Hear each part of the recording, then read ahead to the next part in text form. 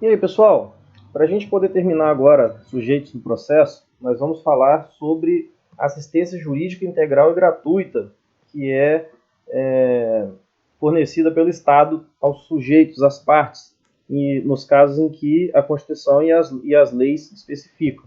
Né? Vocês já aprenderam assistência judiciária gratuita, gratuidade de justiça no processo civil, e é bem parecido aqui no processo de trabalho, embora aqui nós tenhamos algumas grandes novidades para mostrar para vocês. Tá? Para começo de conversa, a gente tem que saber diferenciar os termos assistência judiciária, gratuidade de justiça e até mesmo consultoria jurídica gratuita. São três coisas que não são a mesma coisa. Né? O artigo 5º da Constituição, quando ele fala que o Estado vai prestar assistência jurídica integral e gratuita aos que comprovarem insuficiência de recursos, ele não está falando assistência judiciária, ele não está falando gratuidade de justiça, ele não está falando consultoria de graça, ele está falando assistência jurídica. Assistência jurídica engloba tudo isso. A assistência jurídica, na verdade, ela é um gênero. Dentro desse gênero, nós temos três espécies de prestar essa assistência jurídica gratuita. O primeiro que vocês já conhecem, mas muitas vezes confundem, né? É assistência judiciária. Muita gente confunde assistência judiciária gratuita com gratuidade de justiça. E as duas não são a mesma coisa.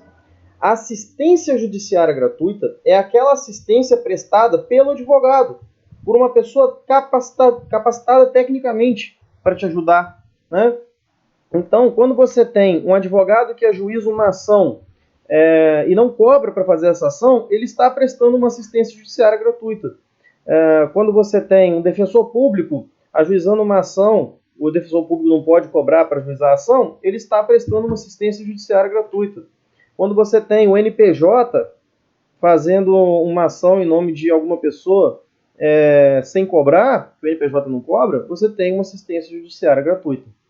Agora, o fato de não haver a cobrança pelo serviço advocatício prestado não se confunde com a possibilidade ou não de esse assistido ser isentado das custas processuais e das demais despesas processuais.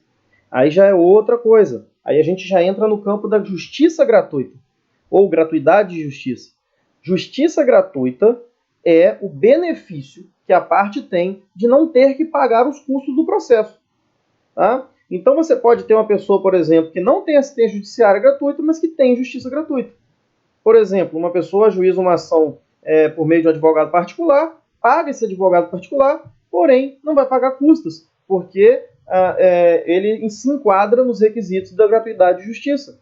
Ele não paga custas. Se ele perder, ele não paga os honorários de sucumbência, ele não paga honorários periciais, né, por exemplo. Por quê? Porque, muito embora ele não tenha assistência judiciária gratuita, ele esteja assistido ali de forma onerosa, pagando um advogado particular, ele já está enquadrado numa outra situação, que é a gratuidade de justiça. É lógico que cada um deles vai ter o seu requisito específico. A assistência judiciária gratuita tem o seu requisito para ser cumprido, para a pessoa ter direito. Gratuidade de justiça tem o seu requisito para a pessoa ter direito. E os requisitos não são exatamente os mesmos, embora sejam bastante parecidos.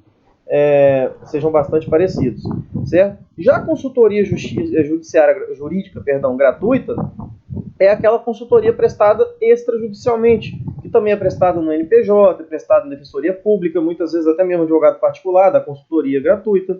Tá? Isso daí já é uma parte extraprocessual. Alguns autores incluem consultoria jurídica gratuita dentro da assistência judiciária, inclusive. Né? Eu prefiro separar, até porque não tem nada de judiciária nela, é uma consultoria extrajudicial. Né? Então eu vou comungar aqui com aqueles que destacam esses três tipos, três espécies de assistência jurídica integral. Tá? Então, para assistência jurídica ser integral, o pobre, no sentido da lei, aquele que não tem suficiência de recursos, de acordo com a Constituição, ele tem que ter direito à assistência de um profissional capacitado, que é a assistência judiciária gratuita. Ele tem que ter direito a postular em juízo sem pagamento de taxas ou despesas, que é a justiça gratuita, também chamada de gratuidade de justiça. E ele tem que ter direito também a, antes mesmo de entrar em juízo, poder consultar a sua situação. Né? Consultoria jurídica engloba, inclusive, a elaboração de contratos, orientações jurídicas. E ele tem que ter esse direito de se resguardar né? E aí, quando a Constituição diz para a gente que a assistência jurídica tem que ser integral e gratuita, engloba esses 3 pontos. Tá? Mas a partir de hoje, não confundamos mais assistência judiciária com justiça gratuita. Uma coisa é uma coisa, outra coisa é outra coisa. Assistência judiciária tem a ver com a parte técnica do profissional, a prestação técnica do profissional. A gratuidade de justiça tem a ver com isenção de despesas, ok? E hoje nós vamos começar aqui nesse roteirinho falando da justiça gratuita. Tá? Justiça gratuita, vocês estudaram lá no CPC e no direito processual civil também, tinha uma leizinha 1060 de 50, essa lei ainda não foi totalmente revogada, mas ela foi quase que completamente revogada pelo CPC de 2015, e essa lei ela traz o regramento sobre assistência judiciária gratuita. Hoje só remanescem alguns artigos e o CPC praticamente engloba todas as situações de assistência judiciária e gratuidade de justiça. Na Justiça do Trabalho, nós temos lei específica. Nós temos a CLT e temos uma outra lei, que é a Lei 5.584 de 1970, 5584-70. Tá? A CLT e essa Lei 5584-70, elas vão trazer para a gente tanto a ideia de gratuidade de justiça quanto a de assistência judiciária gratuita. Tá? A gratuidade de justiça em si está na CLT. O artigo 790, os parágrafos 3º e 4º vão trazer para a gente a ideia de como, na Justiça do Trabalho, a pessoa demonstra ter direito à gratuidade de justiça. Ok? E esses parágrafos, na verdade, eles eram um só. Eles eram o parágrafo 3º. Com a reforma trabalhista, o parágrafo 3º foi modificado e o parágrafo 4º foi inserido. Vamos ver como era antes e como ficou depois para a gente ver a diferença. Antes da reforma, o parágrafo 3º dizia: é facultado aos juízes, não gosto muito desse facultado, né? Que não é uma faculdade. Se o cara for pobre, é obrigação do juiz, né? Mas enfim. É facultado aos juízes, órgãos, julgadores e presidentes de tribunais do trabalho de qualquer instância conceder a requerimento ou de ofício. Aqui a gente já vê uma primeira diferença crucial aqui do processo civil, né? O STJ, inclusive, tem decisões recentes que ele entende que o juiz não pode dar gratuidade de justiça de ofício no processo civil. Aqui na CLT não é entendimento, não. Aqui é lei. Né? Na CLT ela diz, olha, o juiz, se ele perceber que a parte é pobre, ele pode de ofício conceder a gratuidade de justiça. Beleza? Então não precisa nem ter requerimento. Mas vamos lá. A requerimento ou de ofício, o benefício da justiça gratuita, ou seja, isenção de pagamentos, né, de despesas processuais. Inclusive quanto a traslados e instrumentos, àqueles que percebam salário igual ou inferior ao dobro do mínimo legal. Então a gente tinha um requisito objetivo. Aquele que recebesse 2 salários mínimos ou menos, ele tinha direito à gratuidade de justiça. Beleza? Não precisava de provar nada. Ou aquele que declarar, sob as penas da lei, que não está em condições de pagar as custas do processo sem prejuízo do sustento próprio ou de sua família. É aquela declaração de próprio punho, né, que a pessoa faz, dizendo, olha, eu ganho mais de 2 salários mínimos, porém, mesmo ganhando mais de 2 salários mínimos, eu tenho, 7 filhos, eu ganho 5 mil, mas eu tenho 7 filhos, eu não consigo bancar 7 filhos e ainda ter que pagar os custos de um processo, né? Então aí vai ser uma questão bem casuística mesmo, mas a mera declaração ela já gera aquela presunção de veracidade, ok? A outra parte, para ilidir essa presunção, ela tem que fazer prova de que essa pessoa não tem insuficiência de recursos, ok? E essa era a forma de você obter a gratuidade de justiça na Justiça do Trabalho. Ou provando que ganhava até 2 salários mínimos, ou por meio da declaração de hipossuficiência, caso ela não fosse rechaçada. Ok? Mas a declaração já tinha, por si só, a presunção de veracidade. Assim como é no CPC. Correto? Porém, veio a reforma trabalhista e modificou esses parâmetros. Vocês vão ver que o novo parágrafo 3º ele copia tudo que tinha anterior, mas ele muda o critério dos 2 salários mínimos. Olha só, é facultado aos juízes, órgãos julgadores e presidentes de tribunais do trabalho de qualquer instância conceder a requerimento ou de ofício, manteve a ideia de poder conceder de ofício, o benefício da justiça gratuita, inclusive quanto a traslados e instrumentos, àqueles que perceberem salário igual ou inferior a 40% do limite máximo dos benefícios do regime geral de previdência social. Ou seja, agora, na verdade, a reforma trabalhista ela elevou o critério objetivo? De certa forma, protegendo os mais pobres. Por quê? Porque ela diz o seguinte: antes, até 2 salários mínimos, objetivamente, você já tinha direito à gratuidade de justiça. Hoje daria aí R$ 2.090, né? Porém, hoje, se você provar que o seu salário é igual ou inferior a 40% do teto do INSS, o teto do INSS hoje, se eu não me engano, já passou de 6 mil, ou está mais ou menos nessa faixa de 6 mil reais, né? Você vai ver aí que 40% de 6 mil vai dar 2.400 aproximadamente. É maior do que 2 salários mínimos. Então, foi estendido pela reforma trabalhista o valor que, objetivamente, sem precisar de declaração nem nada, você mostrou que recebeu esse valor, você já tem direito à gratuidade de justiça, certo? Só que uma coisa curiosa é que não se manteve aquela redação de declaração sobre as penas da lei, né? Foi retirado do parágrafo 3º aquela parte final que ou declararem sobre as penas da lei que não está em condições de pagar. Daí surgiu uma discussão, que foi o seguinte: agora que a reforma aumentou o valor objetivo e não prevê mais a possibilidade de declaração de próprio punho, significa que a declaração de próprio punho, então, não pode mais ser considerada presunção legal? Então, teve essa discussão, tá? Só que inclusive, o parágrafo 4º, ele fomenta essa discussão, porque o parágrafo 4º ele diz, e esse é incluído pela reforma, ele não existia antes: o benefício da justiça gratuita será concedido à parte que comprovar insuficiência de recursos para o pagamento das custas do processo. Quer dizer, alguns doutrinadores, algumas pessoas, ao interpretar esse novo parágrafo 3º junto com esse novo parágrafo 4º, eles interpretavam assim: ou você ganha até 40% do teto do INSS, ou você comprova que é pobre.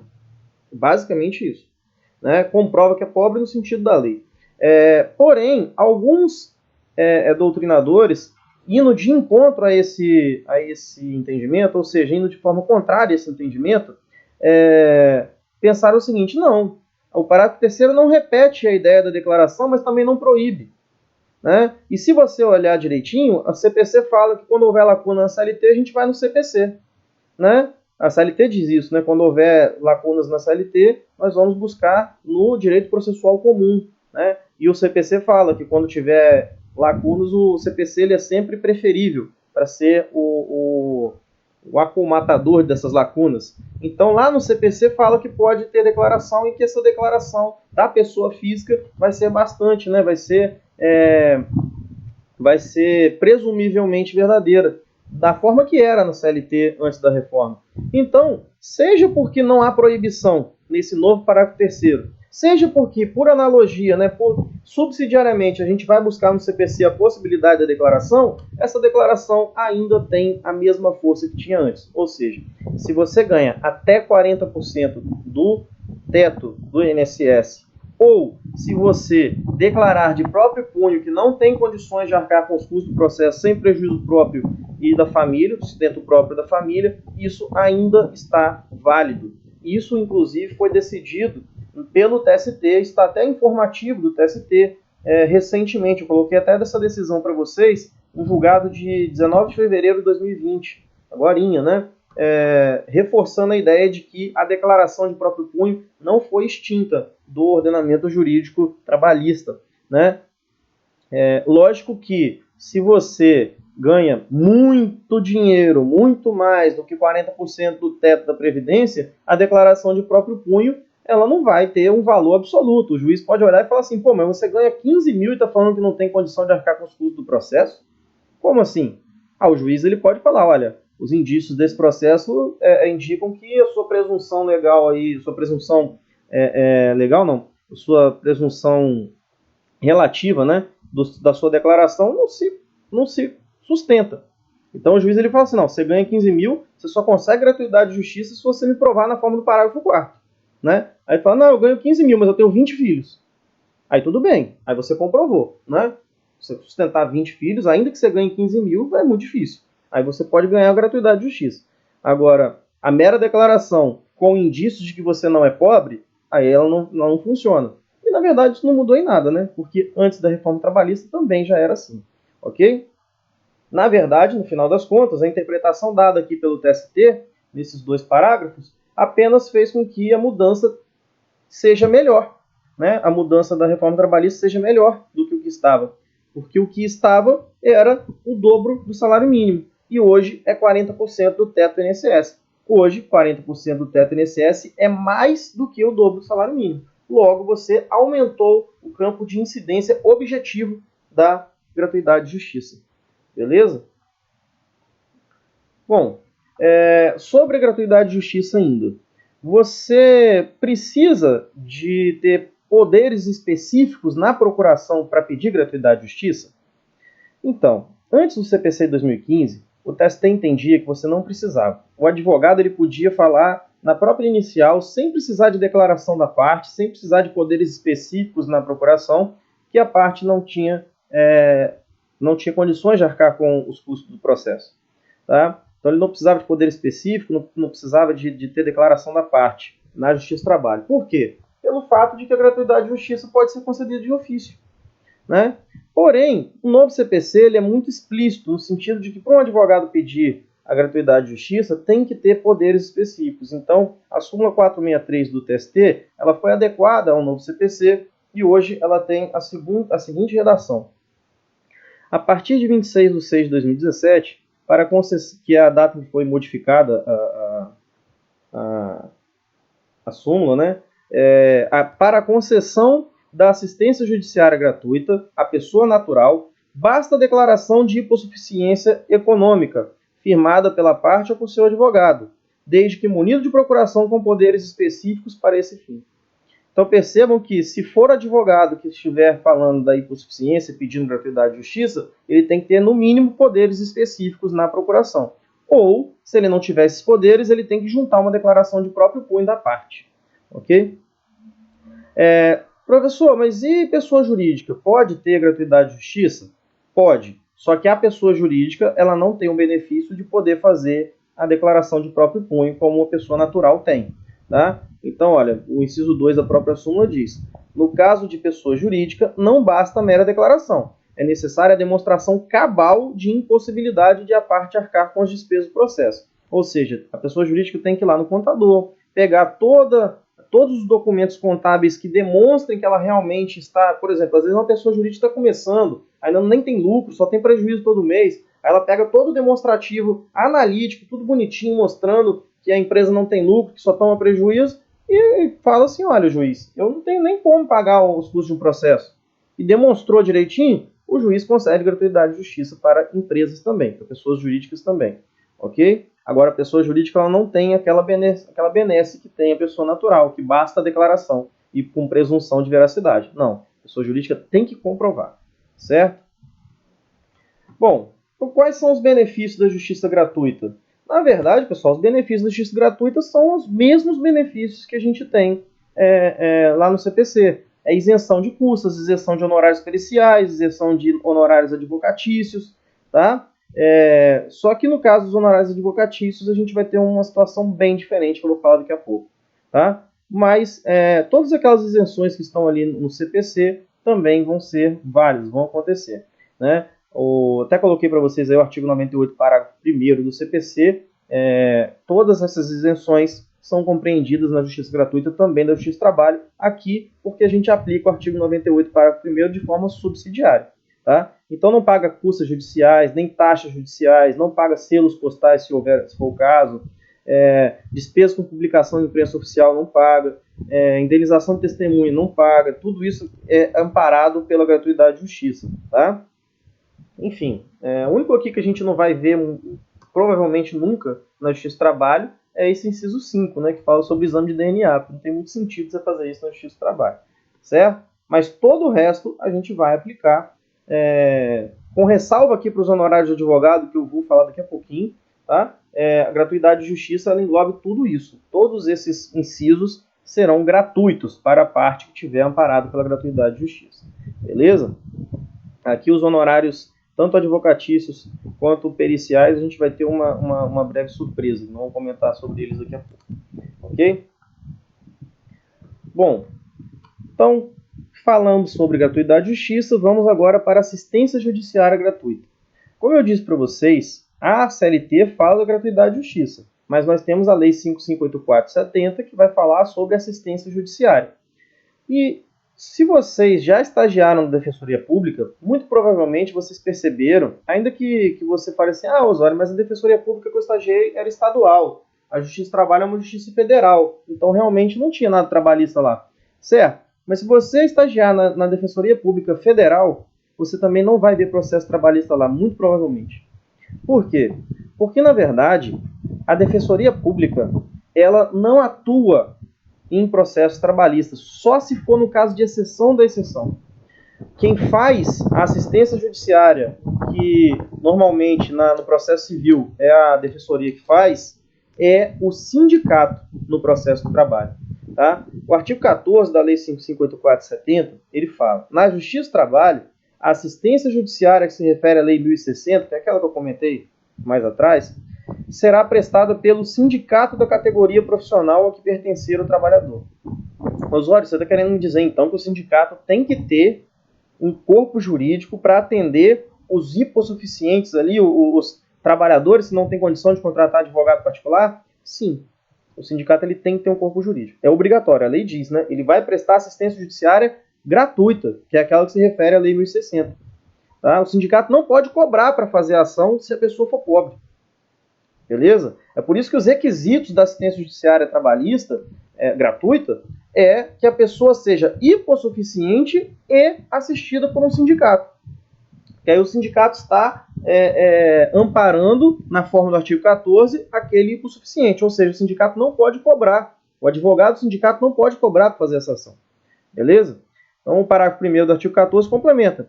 A assistência é devida a todo aquele que perceber salário igual ou inferior ao dobro do mínimo legal. Osório, dobro do salário mínimo. E o cara que receber até 40% do teto do INSS? Olha a diferença. A reforma trabalhista não modificou a Lei 5.584/70. Né? Então, aqui a gente já tem uma diferença. Para ter gratuidade de justiça, você pode ganhar até 40% do teto do INSS. Para o sindicato ser obrigado a te dar assistência judiciária, é até o dobro do salário mínimo. Isso não foi modificado. Tá? Ficando assegurado igual benefício ao trabalhador de maior salário, uma vez provado que sua situação econômica não lhe permite demandar sem prejuízo do sustento próprio da família. Osório, essa prova, como é que eu faço? Pode ser a declaração? Pode ser a declaração. A declaração já é uma prova que tem presunção relativa, né, de veracidade. Beleza? Então, vejam bem, para você chegar no sindicato e conseguir uma ação de graça, basta você ganhar até 2 salários mínimos ou demonstrar para o sindicato, né, até mesmo por meio de uma declaração, que você não tem condições de arcar com os custos de um advogado. Daí o sindicato ele é obrigado a fazer a sua ação de graça. Beleza? O sindicato, obviamente, da sua categoria. Tá? Mas e a Defensoria Pública? Fica onde nisso? Na verdade, como eu disse, a Defensoria Pública ela é o último dos últimos casos que você vai procurar. Na verdade, se você olhar direitinho o artigo 17 dessa lei, ele coloca até o Ministério Público na frente. Vejam bem, quando nas respectivas comarcas, e aí percebam, tá, gente, comarca aqui é só ponto de referência, eu já falei para vocês, não existe comarca trabalhista. Hein? Então, quando nas respectivas comarcas não houver juntas de conciliação e julgamento, vamos ler aqui, varas do trabalho, ou não existir sindicato da categoria, é atribuído aos promotores públicos, aí neste caso aqui seria o MPT, né, o Ministério Público do Trabalho, preferencialmente, ou defensores públicos, quer dizer, olha só, o Ministério Público está na frente. Depois você vai para o defensor público ou defensor público, e aqui, logicamente, defensor público federal, tá? Porque a Justiça do Trabalho é uma justiça federal, o encargo de prestar assistência judiciária previsto nessa lei. Quer dizer, a Defensoria Pública ela fica em último dos últimos casos. Primeiro o sindicato, se não tem o sindicato, você procura o Ministério Público, depois a Defensoria Pública da União. Ok? Bom, aí você me pergunta, tudo bem, Osório, então se eu for pobre sindicalizado, eu sei que o sindicato vai ter que fazer de graça para mim. Mas e se eu não for sindicalizado? Tanto faz. Né? A lei fala que a assistência judiciária tem que ser prestada até mesmo para quem não é sindicalizado. E aí o artigo 18 da lei diz, a assistência judiciária, nos termos da presente lei, será prestada ao trabalhador ainda que não seja associado ao respectivo sindicato. Não, Osório, mas aí então o cara não é sindicalizado e ainda assim vai ter uma ação de graça pelo sindicato, o sindicato vai bancar esse cara? Mas, poxa, por que o sindicato faz isso?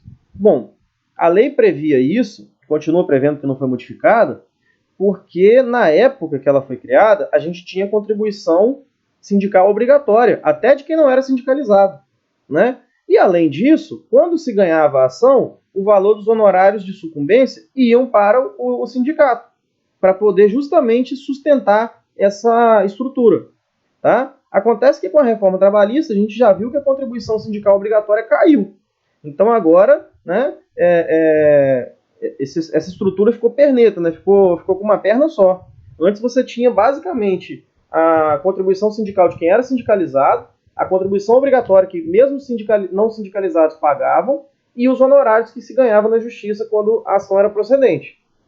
Hoje você não tem mais a contribuição obrigatória. Hoje o sindicato ele depende apenas das contribuições dos seus sindicalizados e dos honorários que ele ganha quando ajuiza ações, né? Neste sentido de assistência judiciária. Quer dizer, boa parte do que ganhavam os sindicatos antes, agora eles não ganham mais. A ideia da reforma trabalhista, inclusive, era realmente minar os sindicatos. Beleza? E nesse ponto ela conseguiu.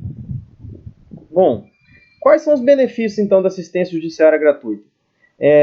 Basicamente, ele vai ter os mesmos benefícios da justiça gratuita, porque, como eu disse, se ele ganhar até 2 salários mínimos, ele já é mais pobre do que aquele que ganha até 40. Então, se ele tem assistência judiciária gratuita, ele com certeza vai conseguir a gratuidade de justiça no processo, né? Via de regra, ele vai conseguir. Então, basicamente é a mesma coisa. A diferença é que ele não vai ter que pagar advogado.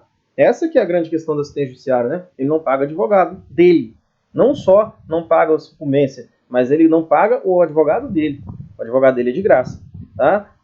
E os honorários sucumbenciais da ação que ele vencer vão ser revertidos para o sindicato para poder sustentar essa estrutura, como eu falei. O artigo 16 da lei diz: os honorários do advogado pagos pelo vencido reverterão em favor do sindicato assistente. Beleza? Agora, para a gente finalizar esse assunto, essa aula, tem uma mudança que a reforma trabalhista fez, que é uma mudança enorme. Tá? Antes da reforma trabalhista, o TST tinha um entendimento que estava consubstanciado em 2 súmulas, que eram as súmulas 219, que é uma súmula que foi criada antes da Constituição, e a 329, que só veio para reforçar e dizer assim, mesmo depois da Constituição, a 219 ainda está valendo. Beleza? Depois, se vocês quiserem dar uma olhada, dá uma olhadinha lá no site do TST, ou até mesmo no Vadmec, que vocês vão entender. Essas 2 súmulas, 219 e 329. A ideia delas era a seguinte: na Justiça do Trabalho não tem sucumbência recíproca.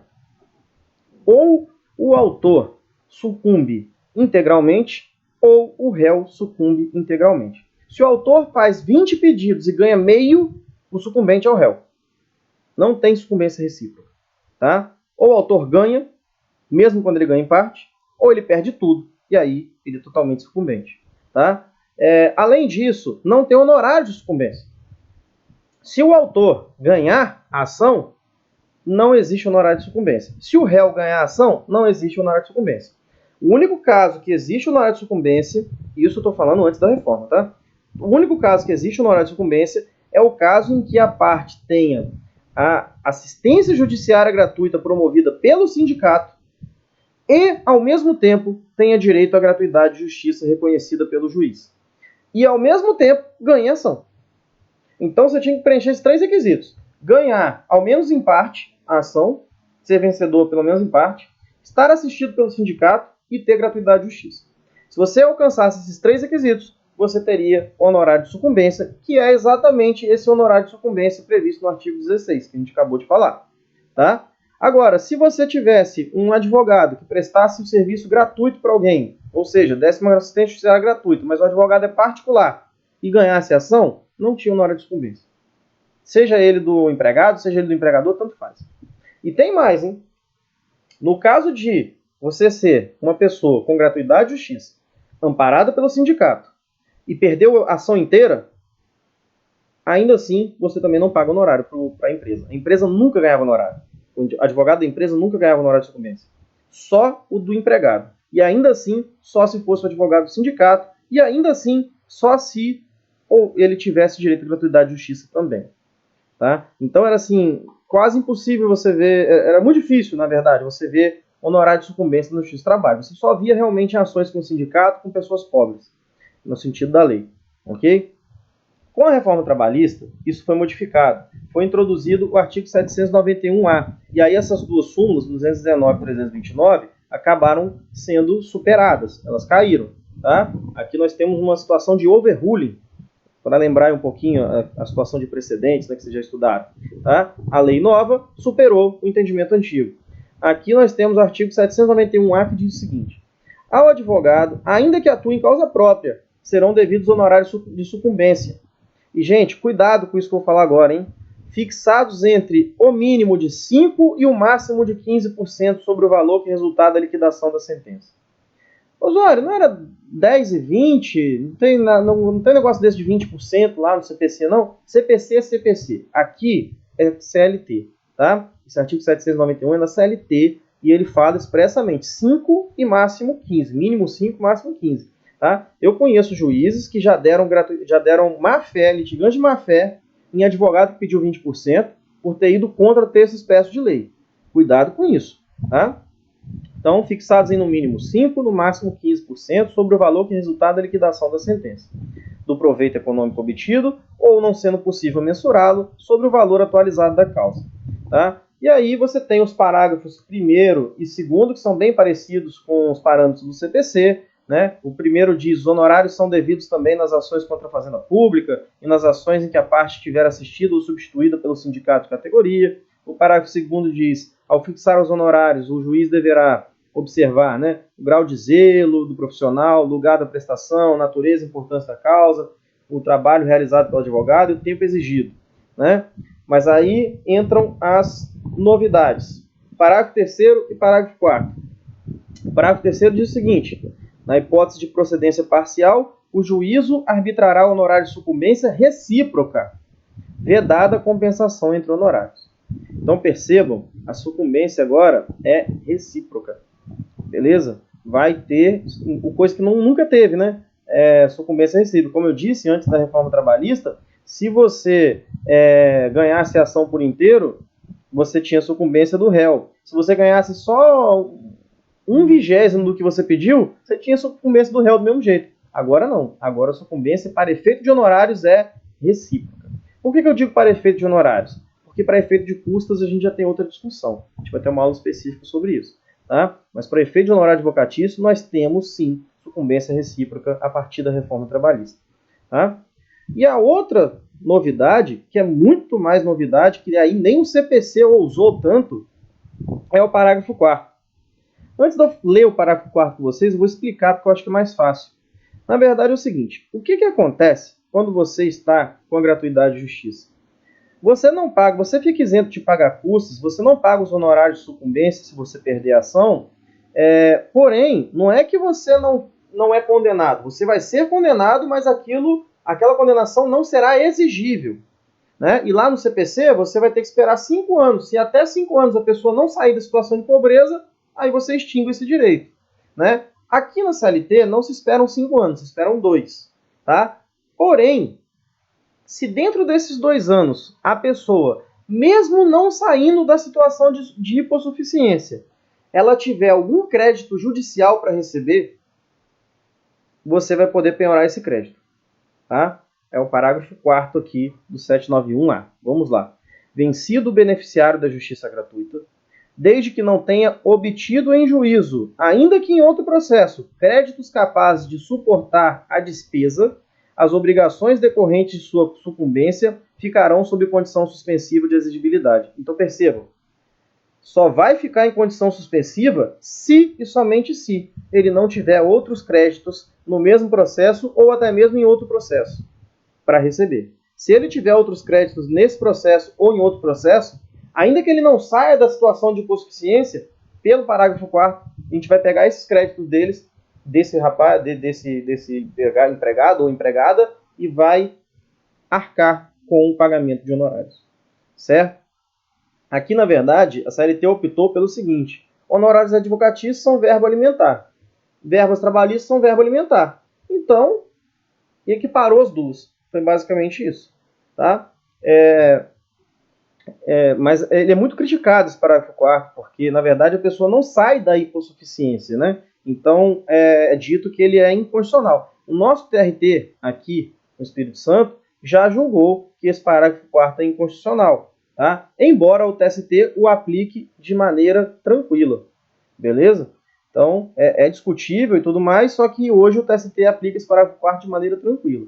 Então, as obrigações ficam em condição suspensiva de exigibilidade e somente poderão ser executadas se, nos 2 anos subsequentes ao trânsito em julgado da decisão que a certificou, o credor demonstrar que deixou de existir a situação de insuficiência de recurso que justificou a concessão da gratuidade, extinguindo-se, passado esse prazo, tais obrigações do beneficiário.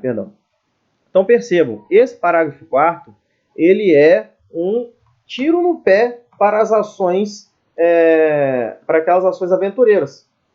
Porque assim, se você chega e fala assim, olha, fulano, você tem direito a receber R$5.000 de hora extra. Mas vamos pedir também insalubridade, vamos pedir adicional noturno, vamos pedir 30 mil. 5 mil você vai ganhar. Mas se o juiz der mole, ele dá até mais que 5. Né? Aí se você faz isso, sabe o que vai acontecer? Você vai ganhar 5, vai perder 25, vai ter que pagar honorário sobre 25. Aí esses honorários que você vai ficar devendo, você tem gratuidade de justiça. Mas qual é o problema? Você tem 5 para receber. Então você vai descontar esses honorários desses 5 que tem para receber, mesmo sendo beneficiário da justiça gratuita.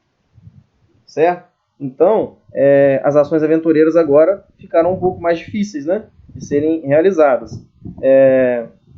Mas, de qualquer maneira, essa é uma inovação da reforma trabalhista que foi feita para evitar esse tipo de ação que o próprio CPC costuma chamar de ações temerárias, né? Aquelas ações que você sabe que você tem muito mais chance de perder do que ganhar, não tem muito sentido.